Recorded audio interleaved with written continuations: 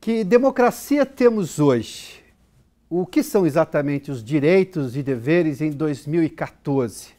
Aliás, onde começa o direito de um, onde começa o dever do outro, onde essa lógica existe nos dias de hoje? As perguntas são para o filósofo Luiz Felipe Pondé. Pondé, bem-vindo. O que é a democracia brasileira hoje, em 2014, nesse ambiente que estamos vivendo? Acho que um olhar assim positivo, a democracia brasileira está muito viva, muito ativa, para o bem e para o mal. Então, é um pouco assim, quem nunca comeu melado quando come se lambuza. Então, você tem excessos de manifestações, eu acho que tem uma coisa de achar que as ruas são do povo, então você pode atrapalhar a vida de todo mundo. Acho isso negativo, né? Acho positivo o fato de que o Brasil tem vivido momentos difíceis no último ano, mas ainda existe uma ordem institucional. E democracia é ordem institucional. Quer dizer, eu entendo democracia, antes de tudo, como regime em que ele tem instituições que acolhem e fazem eco aos conflitos da sociedade. Quando você quebra essas instituições, eu não acho mais democracia. Eu sei que tem gente que acha. Não acredito em democracia direta, não acredito em plebiscitos excessivos, não acho que seja democracia você invadir a rua o tempo inteiro e atrapalhar as pessoas de irem trabalhar, de irem para o hospital, de buscar filho na escola. Eu entendo que a democracia é um regime institucional em que você tem diferentes câmaras, então você tem executivo, legislativo, você tem o jurídico, e você tem sindicato, e você tem órgão de classe, e você tem mídia livre, ou seja, você tem um mecanismo de pesos e contrapesos institucionais que acolhem, reverberam, ressoam os conflitos que estão dentro da sociedade. Nesse sentido, a nossa democracia continua funcionando e acho isso positivo. Tem passado por dificuldades, escândalos como o Mensalão. Agora, acho negativo uma certa tendência que tem havido, me parece que é um democratismo populista, que é você põe o nome social, todo mundo pode fazer o que quiser. Dá um verniz de legitimidade à palavra social, é isso? É, a palavra social, se você falar assim, controle social da mídia, então parece que é em nome do povo, parece que é em nome do bem. Ou seja, é como se social por si só fosse uma palavra mágica que significa legitimidade. A democracia não está legitimada só numa soberania popular que invade prédios. A democracia está legitimada, como eu falava antes de tudo em voto, em instituições sólidas que ecoam os conflitos, e não alguém que acha que tem que ter casa de graça e aí invade uma propriedade ou invade o órgão público. Acho que o Brasil, a democracia brasileira, corre um sério risco nos últimos tempos, que é lentamente migrar para um modelo bolivariano, certo? Semelhante à da Venezuela. É claro que o Brasil é uma economia muito forte, é uma democracia muito mais complexa e rica do que a venezuelana, mas ela corre esse risco, no sentido de você criar comitês de participação social, que é uma das grandes mentiras, né? Participação social. Comitê de participação social, quem faz isso é militante profissional. Esse manifestante ou esse grupo de manifestantes que para uma avenida porque acha que tem que parar, ele está com a cabeça nos anos 70, quando vivíamos uma ditadura, ou ele está de má fé hoje? Porque a democracia está escrita na Constituição de 88, os direitos estão muito claros ali. Ninguém pode alegar ignorância, acho que é difícil alegar ignorância, eu poderia até dar o benefício da ignorância, mas acho que seria bondade demais da minha parte. Ele está com aquela cabeça que não evoluiu nos anos 70, que ali fazia sentido, porque lutava contra uma ditadura, não havia direitos. Hoje se lida com a democracia, hoje vai para a negociação judicial, o Estado negocia. Esse manifestante está de má fé ou ele está com a cabeça no tempo errado? Não, eu acho que o manifestante é assim, começa com gente de uma geração que hoje está com 50, 60 anos, ou mesmo 48, ou seja, professores de jovens, né? Para fazer essa relação entre duas gerações. Começa com gente que, no fundo, achou que a vida perdeu a graça depois que a ditadura acabou. Por quê? Porque não tem o mal para você ficar xingando. Então, acho que tem umas viúvas de um período, sabe? Viúvas. Sabe quando se fala em viúvas do socialismo? Então tem umas viúvas assim que são uns caras mais velhos que, no fundo, achavam muito mais bonito você ter um regime malvado para você condenar e porque era ruim mesmo. O grosso me parece que já é má fé. É má fé. Má fé em que sentido? Eles acham que a democracia não é suficiente. Recentemente, um desses novos gurus aí, desses movimentos sociais que tem aparecido, um desses jovens, ele falou que a democracia brasileira era tosca. Tosca? Tosca. E que numa democracia tosca como a nossa, as vias eram públicas. Era o mínimo que as pessoas tinham que aguentar, era que o seu cotidiano fosse interrompido por movimentos sociais. Mas públicas... Ruas. No estrito senso é de todos, não então, é? eu estou Deles citando esse outros, exemplo assim. Eu acho que é má fé. A mim eles não convencem que eles querem salvar o país. Para mim é muito claro que eles querem um país igualzinho a eles, que só pensa como eles, totalitário, inclusive corrupto.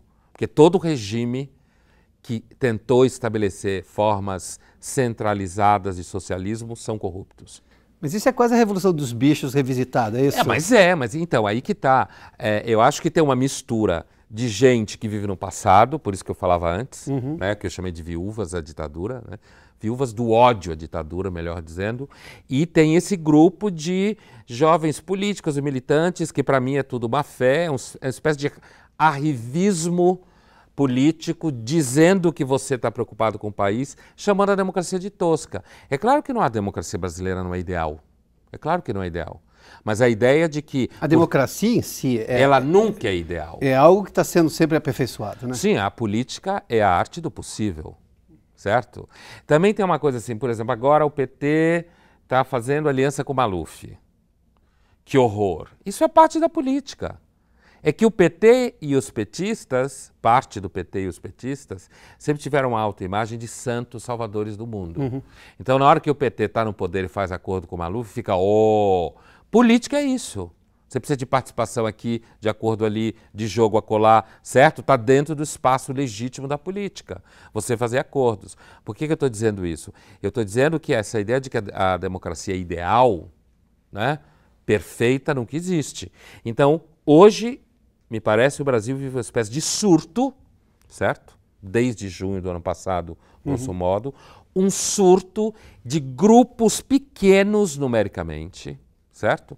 Que interrompem a vida e se acham representantes do país. Para mim, eles só são totalitários.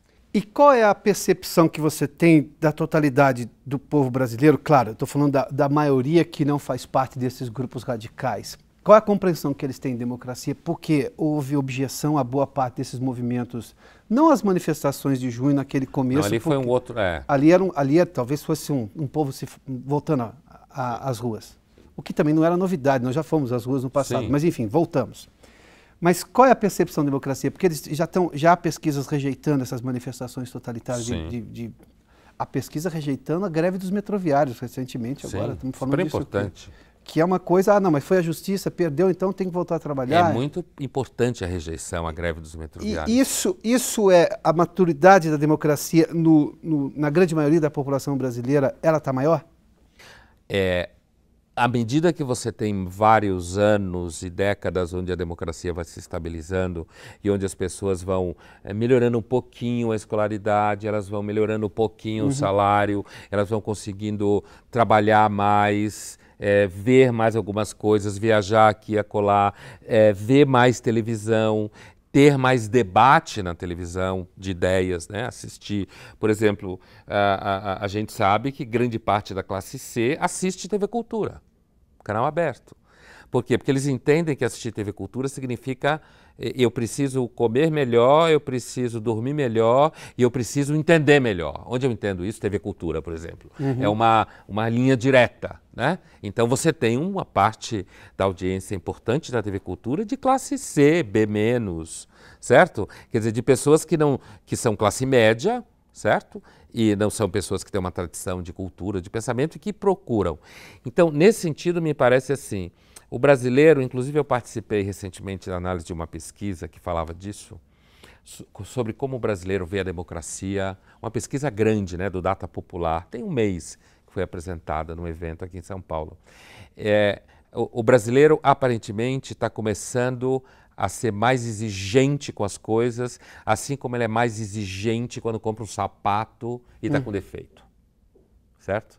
Essa pesquisa mostra, quer dizer, ele começa a ficar, alguns chamariam de mais consciente, outros chamariam de mais chato, outros chamariam de mais crica, né? Mais crítico, ou seja, não tá, ele reclama, ele paga o imposto, então ele já não acha que, ele vê o imposto como alguma coisa que ele pagou.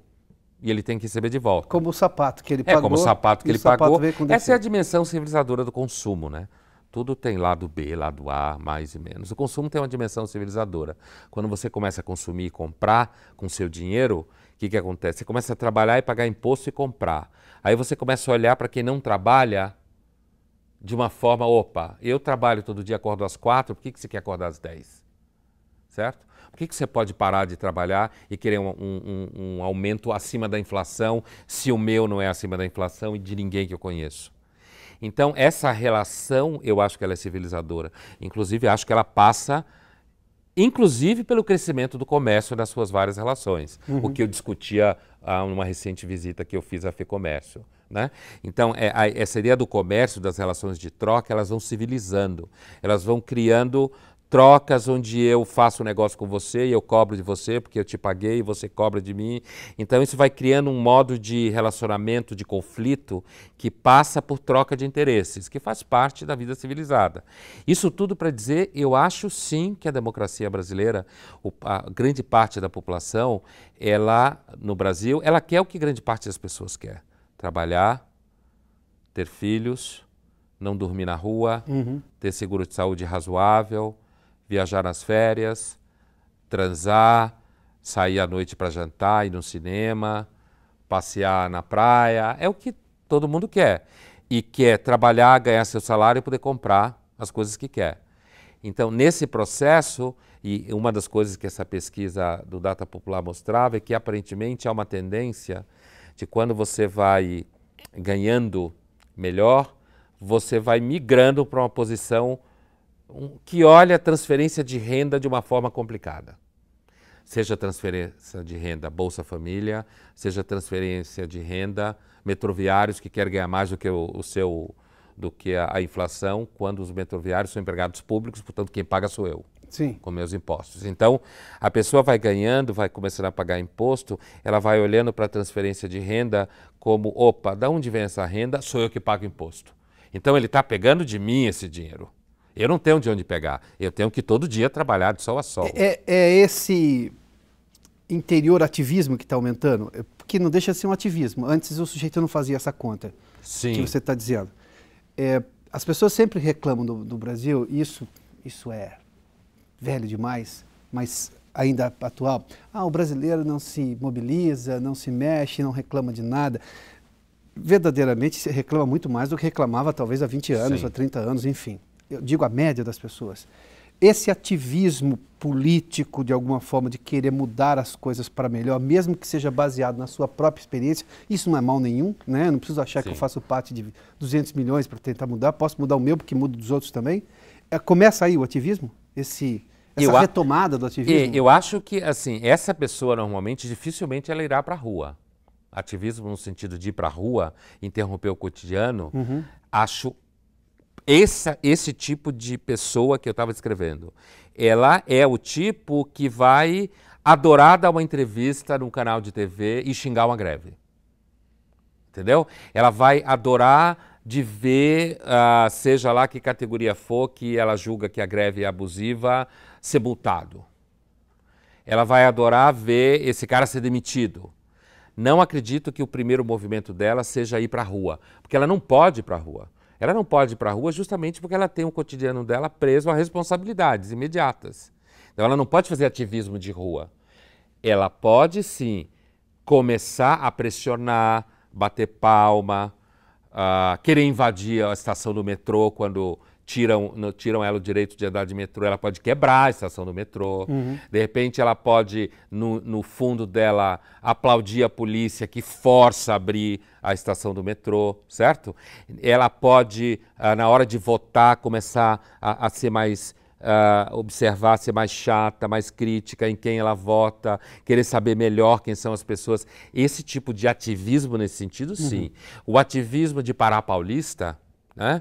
Acho que esse ativismo de Pará Paulista, ele faz parte talvez desse processo do brasileiro começar a perceber que democracia depende do que ele faz, certo? Mas é um tipo de atitude que está mais relacionada com certos grupos da franja da sociedade, muitos deles pouco produtivos, muitos estudantes de ciências sociais e ciências humanas, portanto, uma franja entre os estudantes também, que são extremamente organizados, inclusive agora com as redes sociais e muito mais, são extremamente organizados e conseguem se impor no espaço público. E aí eles começam a fazer essas manifestações. Então, eu acho que só dá para somar os dois grupos, que eu falava, um imensa maioria, o outro imensa minoria, né? Só dá para juntar os dois se a gente entender assim, não, o Brasil está passando por um momento em que a democracia está muito viva. As pessoas descobriram que é democracia. Então estão querendo falar o que elas acham, estão querendo reclamar. Né? A democracia fica muito viva em momentos de crise, né? Em momentos de tensão. Né? A dor provoca, né? Exatamente, a dor aumenta a consciência. Da natureza humana, inclusive. É o resultado dos pós-guerras, não é? Essa coisa toda durante a guerra ou da ditadura que nos... Sim, a gente aprende com a dor, né? A gente toma consciência das coisas. Você falou de estudantes de ciências sociais, de ciências humanas. Eu vou entrar no assunto da educação, você é professor também. O que é que os alunos estão aprendendo nessas universidades, nessas faculdades de ciências sociais? Eu tive o cuidado de frequentar uma aula uma vez, fui a convite e aceitei, mas sem me identificar, porque se eu me identificasse à época teria um problema. Eu era funcionário das organizações Globo, imagina só. Sim. Eu já passo a ser culpado independentemente de qualquer coisa. E eu vi ali uma discussão muito quente sobre Mao Tse Tung, e quando um aluno ali que se manifestou dizendo, não, mas escuta, mas eu queria discutir os problemas do país hoje, foi vaiado. Execrado. Eu fico imaginando, evidentemente que entender a história é fundamental, ainda mais para um estudante de ciência social. Mas há uma objeção em discutir os problemas de agora com o mundo de agora. Por que tem essa lacuna? É culpa do professor, da média dos professores que também insistem nesse tipo de aprendizado? É o saudosismo do aluno que vai lá porque ele quer discutir os anos 70? Vamos rediscutir os anos 70. Só que eu tenho os anos 2000 pegando fogo e eu preciso resolver agora. O incêndio está aqui, na minha frente.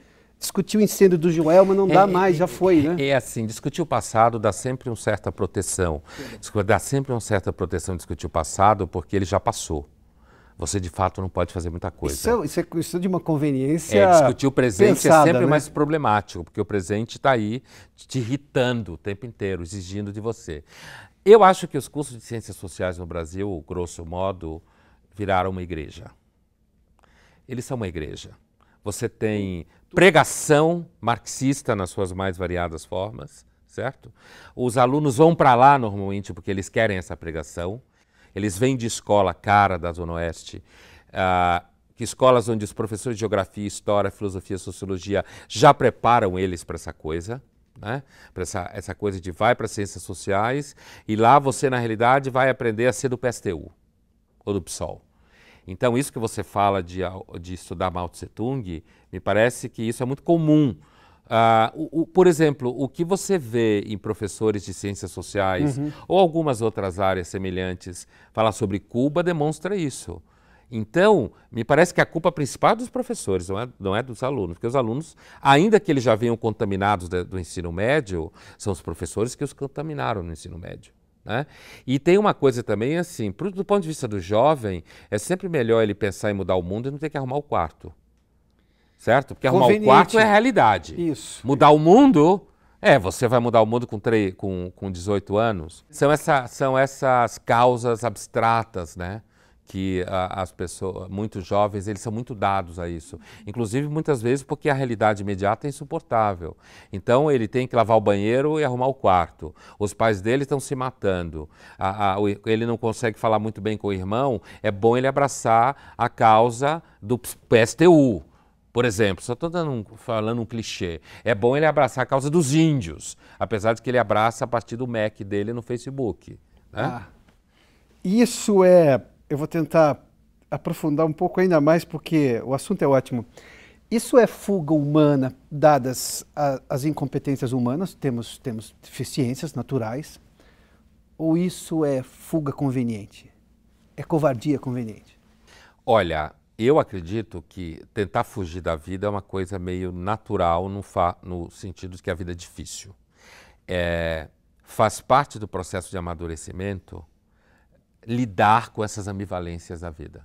Então, se você pergunta se isso é covardia, me parece que quando isso se transforma numa tendência, como no caso do Brasil hoje, já é covardia.